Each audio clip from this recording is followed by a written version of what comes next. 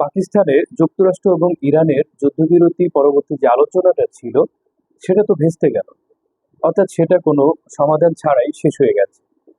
প্রশ্ন হলো, এই যে কোনো সমাধান ছাড়া যুদ্ধবিরতি আলোচনা বা যুদ্ধ বন্ধ করার যে আলোচনাটায় তারা বসেছিলেন, এখান থেকে কোনো সুরাহা বা সমাধান বের করে আনা গেল না। তো এখন পৃথিবীর কি হবে? তাহলে এই যুদ্ধে কে এগিয়ে থাকলো, কার পাল্লা ভারী হলো? বা এই নিষ্ফল একটা আলোচনা পরবর্তী সময় পৃথিবী কোন দিকে যাবে? পৃথিবী কি আরো বড় কোনো যুদ্ধ দেখতে চলেছে, নাকি এভাবে থাকাতে কোনো পক্ষের জয় হলো বা কোনো পক্ষ পরাজিত হলো? চলুন আজকে একটু আলোচনা করে দেখি এই ব্যর্থ আলোচনা, 14 দিনের যুদ্ধবিরতি, এই সার্বিক দিক মিলে এখনো পর্যন্ত আসলে পৃথিবীতে কি হতে চলেছে এবং কোন পক্ষ এগিয়ে আছে। প্রথমে ধরা যাক যে ইসলামাবাদের যে সম্মেলনটা হলো, সেখানে ইরানের যে 10 দফার ভিত্তিতে 2 সপ্তাহের যুদ্ধবিরতি হলো, সে প্রসঙ্গে কোনরূপ কথাবার্তা তারা তুলতে পারেনি। বরং যুক্তরাষ্ট্র এখানে তারা দুটো শর্ত শুরুতেই নিয়ে আসছে। সে দুটো কি? যে ইরান ইউরেনিয়াম সমৃদ্ধকরণ করতে পারবে না এবং যা আছে সেটা তাদের, অর্থাৎ 450 কেজির মতো ইউরেনিয়াম তাদের হাতে তুলে দিতে হবে এবং হরমুজ প্রণালী খুলে দিতে হবে। তাদের বার্তা স্পষ্ট, অর্থাৎ এই দুটো কাজ করলে তারা আলোচনা আগাবে। সুতরাং দীর্ঘক্ষণ রুদ্ধদ্বার বৈঠক করে পাকিস্তানের মধ্যস্থতায় এখানে তেমন আশানুরূপ কিছু ঘটেনি। কারণ দুটো জন্যই ইরানের হাতের তাস বলা যায় হরমুজ প্রণালী, তারা সেটাকে উন্মুক্ত করে দেবে না। আর হচ্ছে ইউরেনিয়াম, যেটার জন্য দিনের পর দিন তারা বিভিন্ন রকম স্যাংশনে জর্জরিত হয়ে অর্থনৈতিক অবকাঠামো পুরো ভেঙে গেছে বলা যায়। একটা এই সাম্প্রতিক গতকাল ইরান এখানে 1 মিলিয়ন ইরানি মুদ্রার নোট চেপেছে। তার মানে বোঝেন তাদের মুদ্রাস্ফীতিটা কোন দিকে নিয়ে গেছে স্যাংশনের জন্য। তো ইরান সেই ইউরেনিয়ামটাকে কিভাবে ত্যাগ করবে, এটা তো তাদের আহ, মানে চিন্তায় আসার কথা না। তো তাও আসতে পারতো যদি আমেরিকা ওদিক থেকে ইরানের দেওয়া 10 দফার ভিত্তিতে কোনো শর্ত আরোপ না করে সেগুলো কিছু মেনে নিয়ে নেগোসিয়েশনে আসতো, যে আমরা তোমাদের এটা মেনে নিলাম, আমাদের কন্ডিশন এটা। বরং এটা না করে যুক্তরাষ্ট্র কি করেছে, শুধু তাদের যে বার্তাটা ছিল ইসলামাবাদে সেটা প্রয়োগ করেছে। ফলশ্রুতিতে ইরানি কর্তৃপক্ষ এটাকে সহজভাবে নেয়নি এবং তারা এই দুটো মানার মতো নয় বলে এই আলোচনা বেশি দূর এগোয়নি। এখন প্রশ্ন হচ্ছে, ইরানের সাথে যুক্তরাষ্ট্রের এখানে একটা দর কষাকষির বিষয় ছিল, সেরকম কিছু ঘটেনি। ইরান সেভাবেই শক্তপোক্ত হয়ে গিয়েছিল। 84 জনের একটা টিম সেখানে গিয়েছে ইরানের পক্ষ থেকে এবং সেখানে বিভিন্ন শ্রেণী পেশার মানুষ, বুদ্ধিজীবী, রাজনৈতিক, আইন বিশেষজ্ঞ, ইরানের সেন্ট্রাল ব্যাংকের যে গভর্নর তিনি আছেন, তেহরান বিশ্ববিদ্যালয়ের অধ্যাপকেরা ছিলেন এবং এখানে গবেষক, বিজ্ঞানী থেকে শুরু করে নানা শ্রেণী পেশার লোক, অর্থাৎ আহ, ওখানে আলোচনা করতে গিয়ে যে যে টপিক গুলো আসতে পারে সেই রিলেটেড প্রফেশনাল লোকদেরকে নিয়েই ইরান গিয়েছিল একটা ভালো উদ্দেশ্যে, যে সেখানে একটা সুষ্ঠু আলোচনা হবে এবং আলোচনায় যেন ইরানকে কোনোভাবে কথার মার পেঁচে আটকাতে না পারে সেজন্য সেইভাবেই আহ, চমৎকার আয়োজন করে তারা বড় একটা প্রতিনিধি দল নিয়ে চলে গেছে। অপরদিকে আহ ভান্সের নেতৃত্বে যুক্তরাষ্ট্র থেকেও বিশাল বহর আসছে, প্রায় 300+ মানুষের একটা বহর এখানে আসছে। বিশ্ববাসী যথেষ্টই আশাবাদী ছিল যে এখান থেকে কিছু বেরোবে, কিন্তু আদতে কিছু হয়নি। কারণ এখানে ইরানের পক্ষ থেকে বলা হয়েছে যে যুক্তরাষ্ট্র এখানেও দাদাগিরি করার মন মানসিকতা নিয়ে আসছে, অর্থাৎ চাপিয়ে দেওয়ার মতো বিষয়। এটা দর কষাকষি বা নেগোসিয়েশনের কোনো বিষয় ছিল না। এমনও কিছু বার্তা সংস্থার বরাত দিয়ে বলা হয়েছে যে জেমি ভান্স এবং আব্বাস আরাকচি, ইরানের পররাষ্ট্রমন্ত্রী, এদের মধ্যে আহ, তর্ক বিতর্ক এমন পর্যায়ে গিয়েছিল যে তারা মানে হাতাহাতির পর্যায়ে চলে গিয়েছিলেন। যাই হোক, এটা অতিরঞ্জিত হতে পারে, তবে এটা অসম্ভব কিছু না, কারণ এই আলোচনায় কোনো পক্ষই কাউকে ছাড় দিতে রাজি হয়নি। এবার আসি মূল পয়েন্টে। এবার যেহেতু ইরান এবং যুক্তরাষ্ট্র তাদের কোনো শর্তই কোনো পক্ষ মানেনি ওই অর্থে, শুধুমাত্র 14 দিনের সেই যুদ্ধবিরতিটা আছে। 14 দিন পর কি হবে? যুদ্ধ কি এসক্যালেট করবে? এখানে যুদ্ধ আরো ব্যাপক বিস্তৃত রূপ লাভ করবে, নাকি স্ট্র্যাটেজিক্যালি অন্য কোনো দিকে যাচ্ছে যুদ্ধটা? নাকি এই সময়টা এই ট্রাম্প বা যুক্তরাষ্ট্র প্রশাসন একটু সময় নিলেন নিজেদেরকে গুছিয়ে নেওয়ার জন্য? আবার ইরান যে যুদ্ধবিরতি 14 দিনের দিল, তারাও নিশ্চয়ই অবুঝের মতো দেননি। তারাও এখানে নিজেদেরকে গোছানোর সুযোগ পাবেন বা পরিকল্পনা করার সময় পাবেন। এইবার যেহেতু আলোচনা ভেস্তে গেছে, আলোচনাতে তেমন কোনো ফল আসেনি, এর জন্য ট্রাম্প ওখানে হুমকি দিয়ে রেখেছেন যে হরমুজ প্রণালী তিনি নিজে উন্মুক্ত করবেন, নয়তো নৌ অবরোধ দেওয়ার মাধ্যমে ইরানকে কোণঠাসা করবে, কিংবা ইরানের সমস্ত বন্দরের উপরে তিনি নিষেধাজ্ঞা দেবেন। অপরদিকে ইরান হরমুজের উপরে তার নিয়ন্ত্রণ বজায় রাখবে এবং সেখান থেকে টোল আদায় করবে। এ বিষয়ে ইরান মোটামুটি নীতিগতভাবে দৃঢ় সিদ্ধান্তে উপনীত হয়ে আছে। অপরদিকে নৌ অবরোধটা কি? হরমুজ প্রণালী থেকে 12 কিলোমিটার দূরে মার্কিন যুক্তরাষ্ট্র তার যুদ্ধ জাহাজ নিয়ে বা টহল জাহাজ নিয়ে যেসব জাহাজ ইরানকে টোল প্রদান পূর্বক হরমুজ প্রণালী পার হবে তাদেরকে আটকে দেবে। অর্থাৎ বলবে যে তোমরা যদি ইরানকে টোল দিয়ে হরমুজ দিয়ে আসো তাহলে আমরা তোমাদের আটকাবো। অর্থাৎ এই জাহাজগুলোর একটা উভয় সংকট, ইরানকে টোল না দিলে হরমুজ দিয়ে আসতে পারবে না, অপরদিকে যদি হরমুজ পার হয় আমেরিকা ধরবে। সুতরাং এটা তাদের জন্য একটা মানে জলে কুমুর জলে কুমির ডাঙায় বাঘ এরকম একটা সিচুয়েশন তৈরি হচ্ছে। এবার এটা আমেরিকার জন্য কতটা যৌক্তিক এবং সেটা কতটা তারা করতে পারবে সেটা একটা বিষয়। প্রথম প্রশ্ন যে এই ক্ষেত্রে ব্রিটেনের মতো পরীক্ষিত বন্ধুও বলেছে যে হরমুজ প্রণালী খুলতে বা নৌ অবরোধ দিতে তারা এখানে হেল্প করবে না। অপরদিকে ইউরোপীয় মিত্রদের মধ্যে ফ্রান্স অলরেডি ইরানের সাথে একটা নেগোসিয়েশনে গিয়ে তাদের জাহাজ এখান দিয়ে বের করে নিয়ে যাচ্ছে। তো অন্যান্য ইউরোপিয়ান কান্ট্রির মধ্যে স্পেন এখন আমেরিকার সাথে খুব ভালো সম্পর্কে নেই, সেই সম্পর্ক জড়াচ্ছে চীনের দিকে। আবার আহ, আহ, ইহুদি রাষ্ট্রের প্রসঙ্গে স্পেন কিছু কথা বলায় ট্রাম্প তার সাথে বাণিজ্য চুক্তি করবে না এরকম হুমকি দামকি দিয়ে রেখেছে। সুতরাং স্পেনের সাথে সম্পর্ক ভালো না, ফ্রান্সের সাথে সম্পর্ক ভালো না, ওদিকে অস্ট্রিয়ার সাথে ভালো না। সুতরাং ওভারঅল জার্মানির সাথেও সম্প্রতি তাদের খুব টানাপোড়েন চলছে। তো সেখানে ন্যাটো কেও পাবে না। সুতরাং নো অবরোধ তার একা দিতে হবে এবং সে এই ক্ষেত্রে একা হয়ে যাবে।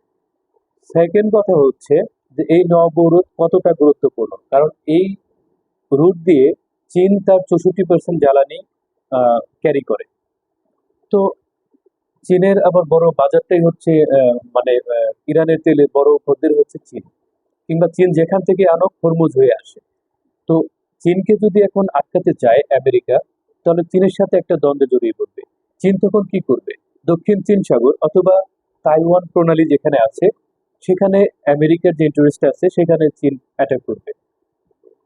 সবচেয়ে বড় কথা, চীনের যদি পাওয়ারে টান পড়ে অর্থাৎ তেল আমদানি ব্যাহত হয় তাহলে তার উৎপাদনে ব্যাপকভাবে ঘাটতি পড়বে এবং চীনের যে উন্নয়নের ধারা, জিডিপি গ্রোথ রেট এটাতে ভাটা পড়বে এবং চীন কখনো এটা মেনে নেবে না। এই আজ 14 তারিখ যখন বাংলাদেশে এবং বাঙালিরা পয়লা বৈশাখ উদযাপন করছে, ঠিক তখন চীন হরমুজ প্রণালী দিয়ে তাদের একটা জাহাজ বের করে নিয়ে গেছে এবং যাওয়ার সময় তারা সগর্বে হুইসেল বাজাতে বাজাতে গেছে। অর্থাৎ ওখানে সাইরেন বাজাচ্ছে। সাইরেনটা কিসের সংকেত? যে দেখো আমরা তেল দিয়ে যাচ্ছি, পারলে ঠেকাও। সুতরাং এটা খুব ভালো সাইন নয়। অর্থাৎ ইরান আহ, ইরান যে চীনকে পাশে পাচ্ছে কিংবা চীন তার বাণিজ্যিক স্বার্থে হলেও হরমুজ ব্যবহার করে ইরানকেই সমর্থন দেবে সেটা প্রমাণ জাতিসংঘে রাশিয়ায় ইরান ভেটো দিয়ে ইরানের পক্ষে ভেটো পাওয়ার প্রয়োগ করে দেখিয়ে দিয়েছে। আজকে জাহাজ বের করে নিয়েও সেটা দেখালো। সুতরাং যুক্তরাষ্ট্রের এখানে করার মতো তেমন খুব বেশি কিছু থাকবে না, কারণ তার যে ইন্টারেস্ট গুলো আছে দক্ষিণ চীন সাগরে বা এই এই দিকটাতে আহ, দক্ষিণ দক্ষিণ পূর্ব এশিয়াতে সেগুলো হুমকির সম্মুখীন হবে। অপরদিকে ইরানের সাথে যদি সব বন্দর অবরোধ করে, নৌ অবরোধ করেও, তারপরেও ইরানকে কোণঠাসা করতে পারবে না, কারণ ইরানের সাথে 7টা দেশের সংযোগস্থল রয়েছে। সেগুলো যেমন পাকিস্তানের সাথে রয়েছে, আফগানিস্তানের সাথে রয়েছে, এপাশে ইরাকের সাথে রয়েছে, আহ, আজারবাইজানের সাথে রয়েছে। এই চতুর্পাশের 7টা দেশের সাথে যে তার সম্পর্ক রয়েছে, এদের থেকে সে বর্ডারের মাধ্যমে খাদ্য আনা নেওয়া করতে পারবে, বন্দর পরিহার করেও। আবার ইরান 80% খাদ্যে স্বয়ংসম্পূর্ণ। এত স্যাংশনের উপরে ইরান যে অদ্যাবধি খেয়ে পরে বেঁচে আছে তার মূল কারণ হলো তারা খাদ্যে 80% পর্যন্ত স্বয়ংসম্পূর্ণ। তারা কৃষি উৎপাদন করেই তাদের খাদ্যের সংস্থান করতে পারে। সুতরাং এক্ষেত্রে তারা নিজেদেরকে আরো কিছুদিন এভাবে চালাতে পারবে, সন্দেহ নেই। অপরদিকে আরেকটা জলপথ রয়েছে গুরুত্বপূর্ণ, সেটা হচ্ছে রাশিয়া, তুর্কমেনিস্তান, ইরান, এদের আয়ত্তের মধ্যে রয়েছে। সেটা কি? সেটা হচ্ছে কাস্পিয়ান সাগর। নাম সাগর হলো একটা বিশাল পানির হ্রদ। এই হ্রদ সাগরের মতোই বিশাল।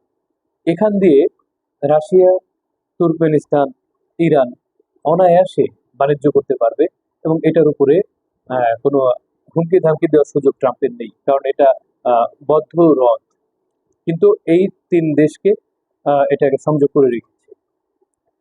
এবার পয়েন্ট হচ্ছে, ইরানকে যদি সে হরমুজ নিয়ে আমেরিকা খুব বেশি আহ, হুমকি ধামকি করে থাকে, তো তাদের যে প্রক্সি আছে, যেমন ইয়েমেনের হুতিস, তো তাদের দিয়ে বাবেল মানদেব যদি তারা দখল করিয়ে নেয়, অর্থাৎ লোহিত সাগর যদি উত্তপ্ত করে তোলে, তাহলে তো একেবারে এখন উপসাগরীয় রাষ্ট্রগুলো তাদের ব্যবসা বাণিজ্য কিছু তো লোহিত সাগর দিয়ে, অর্থাৎ বাবেল মানদেব এই প্রণালী দিয়েও করতে পারছে। ওইটা বন্ধ করলে তো একেবারে আমছালা দুটোই যাবে। সুতরাং তখন কি করবে? বৈশ্বিক যে আহ, বাণিজ্যের দরপতন হবে, শেয়ার বাজারের দরপতন হবে, বৈশ্বিক তেলের মুদ্রা যে বৃদ্ধি পাবে, এগুলো নিয়ে যে আমেরিকার বন্ধু রাষ্ট্রগুলো আছে, তারপর শুধু তাদের কাছ থেকে কলের পর কল পাবে যে তোমার এইসব স্যাংশন বা ইত্যাদি ইত্যাদি কারণের জন্য এখন আমাদেরও তো নাবিশ্বাস হয়ে গেছে। তো সুতরাং ট্রাম্পকে বহির্বিশ্বকেও নিয়ন্ত্রণ করতে হবে। পরাশক্তি হিসেবে, বিশ্বমহল হিসেবে তিনি অনেক বন্ধু প্রতিম দেশ থেকে কল পাবেন যে এটা সুরাহা করো, না হলে আমরা তো জ্বালানি পাচ্ছি না। তো ও পাশে হুতিদের মাধ্যমে যদি লোহিত সাগর অস্থির থাকে, হরমুজ প্রণালী যদি ইরানি আইআরজিসি বা তাদের ফোর্সের মাধ্যমে, নেভির মাধ্যমে করে, তাহলে কিন্তু এখানে একটা জটিলতা তৈরি হবে। শুধু যুদ্ধে সংশ্লিষ্ট দেশগুলোর মধ্যে না, এখানে অন্য দেশগুলো যেগুলো তেল আমদানি করে চলতে হয়, সেই সব রাষ্ট্রগুলো খুব বিপদ হবে। তেলের দাম বেড়ে যাবে। সাধারণত ৩৮ দিনের যুদ্ধেই আমাদের দেশের মতো, বাংলাদেশের মতো দেশগুলোই তেলের পাম্প, তারপর হচ্ছে এলএনজি পাম্পগুলোতে তাকানো যায় না। মানুষ কি দুর্বিষহ যন্ত্রণা নিয়ে ঘন্টার পর ঘন্টা, কখনো রাত জেগে লাইনে দাঁড়িয়েছে ২-৩ লিটার বা কিছু তেলের জন্য। সুতরাং এই যুদ্ধটা যদি এইভাবে বেড়ে চলে, তাহলে কি হতে পারে সেটা অচিন্তনীয়। এখন এখন আমেরিকা ফুল লেংথে যুদ্ধে যাবে কিনা আবার ইরানের সাথে। তো এখন সাম্প্রতিক সময় পশ্চিমা মিডিয়া থেকে যে এইগুলো আসছে, যে বিচার বিশ্লেষণ করে দেখা যায় যে এখন ফুল স্কেলে হয়তো যুক্তরাষ্ট্র চাইবে না ইরানে হামলা করতে, হয়তো বেছে বেছে টার্গেটেড পয়েন্টে অবকাঠামোগত ভিত, যেগুলো রাষ্ট্রের ভিতটাকে শক্ত করে, এমন অবকাঠামোতে হামলা করতে পারে। যেমন রিফাইনারিতে, তারপর বিভিন্ন সেনা সদর দপ্তরগুলোতে, তারপর যেখানে মিসাইল রাখা হয় সেখানে, এরপর ইন্ডাস্ট্রিয়াল জোন, বিদ্যুৎ, পাওয়ার প্ল্যান্ট গুলোতে সে হামলা করতে পারে। এরকম সিলেক্টেড জায়গাগুলোতে হামলা চালাতে পারবে। তো সেক্ষেত্রে ইরানও প্রতিরক্ষামূলক ব্যবস্থা নিয়ে তাদের পাল্টা জবাব দেবে। সুতরাং যুদ্ধ সহসা থামছে বিষয়টা এমন নয়, কিন্তু বৈশ্বিক পরিস্থিতিতে খুব ঘোলাটে হয়ে যাচ্ছে যে এখন কিভাবে এটা পৃথিবীবাসী সামাল দেবে। অপরদিকে এ যুদ্ধে লেবানন জড়িয়ে পড়েছে, সেখান থেকে ইহুদিরা লেবাননের উপরে সেই পুরো একটা গাজার মতোই হত্যাযজ্ঞ চালিয়ে যাচ্ছে। তো সেখানে লেবাননের যে প্রক্সি রয়েছে ইরানের, হিজবুল্লাহ, তারাও সেখান থেকে যদি আক্রমণ করে আর হুতিজরা এই যুদ্ধে জড়িয়ে পড়ে, তাহলে দেখা যাবে যে এখানে যুদ্ধটা আঞ্চলিক যুদ্ধের রূপ অলরেডি নিয়েই নিয়েছে। আর যেটা হলো, ইরান হুমকি দিয়েছে যদি তাদের বন্দরগুলোকে অবরোধ করা হয়, বন্দর অবরোধ দিলে তাহলে উপসাগরীয় অঞ্চলে যে বন্দরগুলো আছে কোনোটাই অক্ষত থাকবে না। সুতরাং এখন উপসাগরীয় দেশগুলো কি করবে? তাদের বন্দরগুলো রক্ষার স্বার্থে হলেও, যেহেতু আমেরিকা তাদের বন্ধু, তাদেরকে দিয়ে আমেরিকাকে তারা বোঝাবে বা যেন তেন ভাবে বুঝিয়ে যেন এই যুদ্ধটাকে থামানো যায়। কারণ আক্রমণগুলো আলটিমেটলি আমেরিকার ঘাঁটি কিংবা উপসাগরীয় বন্দরগুলোতে ইরান করে ফেলতে পারে, এই চিন্তা তাদেরও আছে। তো এই ধরনের চিন্তা থেকে কিন্তু ইতোমধ্যে দেখা যাচ্ছে যে কাতার আমেরিকার সৈন্যদের তার সেখান থেকে ফিরে যেতে বলেছে, এবং তার ওখানে ঘাঁটি রাখবে না, এরকম একটা হুঁশিয়ারি দিয়ে দিয়েছে। আবার সংযুক্ত আরব আমিরাত এতদিন আহ, ইরানকে হামলা করার জন্য, ইরানের বিপক্ষে সরাসরি যুদ্ধের জন্য ঘোষণা দেওয়ার পরেও তারা এখন তাদের আকাশ এবং তাদের স্থল ব্যবহার করতে দিবে না বলেও তারা সাম্প্রতিক কিছু মিডিয়াতে এরকম ব্যাখ্যা আসছে। সুতরাং দেখা যাচ্ছে যে তারাও চাচ্ছে যে যুদ্ধটাকে বড় পরিসরে নিলে ইরান তাদের উপরে যদি অ্যাটাক করে তাহলে তাদের ব্যবসা বাণিজ্য সমস্ত কিছুর উপরে ব্যাপক পরিমাণে আহ, প্রভাব পড়বে। এই প্রভাবের কারণে তাদের অলরেডি সংযুক্ত আরব আমিরাতের কিন্তু সেটা একটা বিজনেস হাব। সেখানে প্রচুর পরিমাণে ইনভেস্টর যান, সেখানে পর্যটক যান। তাদের এই পর্যটন শিল্পকে একদম ধসিয়ে দেওয়া হয়েছে। সুতরাং সৌদি আরবও তার তেল উৎপাদন আগের চেয়ে অনেক কম করতে হচ্ছে। কাতারের যে সবচেয়ে বড় এলএনজি এলএনজি এটা ছিল, প্রোডাকশন হাউস ছিল, সেটা বন্ধ হয়ে গেছে। 4-5 বছর লাগবে সেটাকে রিপেয়ার করতে। সুতরাং এখানে সবারই ব্যবসা বাণিজ্যে হাত পড়ে গেছে, এখানে টান পড়ে গেছে। তাদের উপসাগরীয় দেশগুলো কেউ ভালো নেই। তাদের যে স্মুথ একটা বিজনেস, তাদের যে জিডিপির যে চাকা সেটা সচলভাবে ঘুরছে না। সুতরাং তারাই চাইবে যে এই যুদ্ধটা থামুক। তারা হয়তো তাদের বন্ধু যুক্তরাষ্ট্রকে বোঝাবে যে আহ, একটা সমঝোতায় আসুক। তো সার্বিক দিক দিয়ে মনে হচ্ছে। ও আরেকটা গুরুত্বপূর্ণ বিষয় হলো ইরান নিজেই তার হাতের তুরুপের দাস হচ্ছে হরমুজ প্রণালী। তারা সেটা বন্ধ করে দিয়েই সেখানে টোল তুলে তারা এখানে তাদের আর্থিক অবস্থাটাকে ঘোরাতে যাচ্ছে। সেখানে ট্রাম্প হরমুজ প্রণালী আবার নো অবরোধ দিয়ে আরো বন্ধ করছে। মানে বিষয়টা হচ্ছে যে ইরান যেটা করতে যাচ্ছে, যুক্তরাষ্ট্র সেটা আরেকটু আগায় দিয়ে ইরানের কাজটাই করে দিচ্ছে। সুতরাং এই যুদ্ধে এবং 14 দিনের যুদ্ধের পূর্বে ইসলামাবাদের যে ইটা হলো, এই যুদ্ধবিরতির প্রাক্কালে যে আহ, একটা দুই দলের যে একটা হলো, যুক্তরাষ্ট্র এবং ইরানের একটা আহ, সমঝোতা চুক্তি স্বাক্ষরের জন্য বসানো হলো। তাদের যে একটা মিটিং হলো, মিটিং এ কোনো ফলপ্রসূ কিছু আসেনি সত্য। তবে এখনো পর্যন্ত আহ, এই যুদ্ধে চলে যাবে 14 দিন পরে ফুল লেংথে এমন বার্তাও পাওয়া যাচ্ছে না। হুমকি দামকির মধ্যে আছে যুদ্ধে এটা হয়। অপরদিকে এখনো পর্যন্ত আহ, সামগ্রিক বিচার বিশ্লেষণ দেখা যাচ্ছে যে আহ, ইরান যথেষ্ট এগিয়ে আছে। কারণ ইতোমধ্যে ঘরে এবং বাইরে ট্রাম্প তথা যুক্তরাষ্ট্র প্রচুর পরিমাণে সমালোচনার শিকার এবং মৃত্যু হারাচ্ছে, এবং বৈশ্বিক চাপ আছে, এবং এবং তার বন্ধু রাষ্ট্র থেকেও চাপ আছে। কারণ সবারই অর্থনৈতিকভাবে খুব মন্দা সময় চলছে, এবং এই যুদ্ধ বাড়তি হলে যুক্তরাষ্ট্র সহ তার যে বন্ধুপ্রতিম রাষ্ট্র এবং যারা এই যুদ্ধের সাথে সংশ্লিষ্ট নয় ওই রাষ্ট্রগুলোরও সমস্যা হবে। এবং এর জন্য দেখা যাচ্ছে যে যুক্তরাষ্ট্রকে এই সমস্ত রাষ্ট্রগুলো যেহেতু তারা মোড়ল, তাদেরকে ফোন করে বা যে কোনো ভাবে যোগাযোগ করে যুক্তরাষ্ট্রকে বলবে কোনো সুরাহা করতে। সুতরাং আবার সুরাহা করতে গেলে ইরানের কাছে তাদেরই যেতে হবে। কারণ ইরান এখন থেকে আর যুদ্ধ বা কোনো নেগোসিয়েশনের জন্য অফার দিচ্ছে না। সামরিকভাবে আলোচনা ফলপ্রসূ হোক বা না হোক, ইসলামাবাদ আলোচনা ধরে নেওয়া যায় ব্যর্থ। কিন্তু তারপরেও এই আলোচনা এভাবে অসম্মত থাকার পরেও ইরান চালকের আসনে আছে, একথা বলাই যায়। এবং যুক্তরাষ্ট্র যথেষ্ট ব্যাকফুটে আছে। অর্থাৎ যুক্তরাষ্ট্র এখানে যুদ্ধে জড়ানোটাই ছিল, মানে তাদের এক ধরনের এখন তাদেরই বিশ্লেষণকারী যারা আছে তারা বলছে যে এটা একটা ট্রাম্প একটা ট্র্যাপে পড়েছেন। কারণ ইহুদি সেই রাষ্ট্রটি আহ, আগের প্রেসিডেন্ট ছিলেন যেমন বারাক ওবামা, তারপর বাইডেন, এবং তার আগে ইভেন এদের পূর্বে যে বুশের সময় পর্যন্ত আহ, ইরানে আক্রমণের জন্য অনেক পায়তারা করেছে, মানে প্রলুব্ধ করার চেষ্টা করেছিল সেই ইহুদি রাষ্ট্রটি। কিন্তু ওরা কেউ এই যুদ্ধের ফাঁদে পা দেয়নি। পা দিল কে? ট্রাম্প। এবং দিয়ে এটা একটা গলার কাটা হয়েছে, যেটা গেলাও যাচ্ছে না, বের করাও যাচ্ছে না। সুতরাং সার্বিক দিক বিবেচনা করে একটু যদি চিন্তা করে তাহলে দেখবেন ইরান এই যুদ্ধে এগিয়ে আছে।